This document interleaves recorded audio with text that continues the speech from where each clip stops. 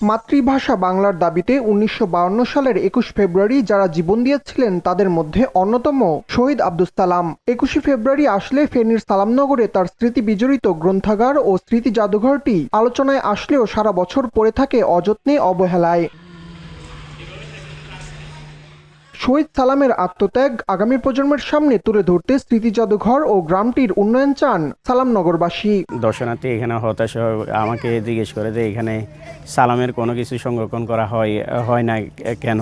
আমাদের এলাকার সালাম সহ আরও অনেকে এই ভাষাকে ফিরিয়ে আনার জন্য শহীদ হয়েছিল। জাদুঘরে ঢুকে অনেক বই পড়লাম ও আমাদের ভালো লাগলো। সালামকে নিয়ে আমরা অনেক গর্ববোধ করি, সে আমাদের এলাকারই সন্তান। ভাষা শহীদদের স্মৃতির পাশাপাশি অবহেলিত হচ্ছে দেশের আঞ্চলিক ভাষাও। উপভাষাগুলোর মধ্যে আঞ্চলিক টান, নিজস্ব শব্দচয়ন আর আবেগের বহিঃপ্রকাশে অন্যতম বগুড়ার ভাষা।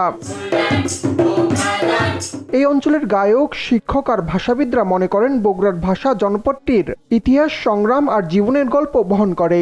বগুড়ার ভাষা আন্তর্জাতিক ভাষা, আমি যদি ইন্টারন্যাশনালি সব মানুষের উপকার করতে পারি তাহলে তো আমার ভাষার জয়, আঞ্চলিক ভাষার জয়, বগুড়ার ভাষার জয়।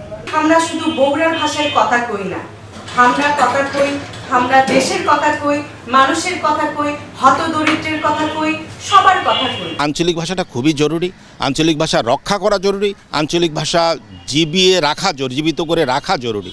ভাষা শুধু মুখের বলি নয়, এটি বয়ে বেড়ায় একটি জাতির পরিচয়।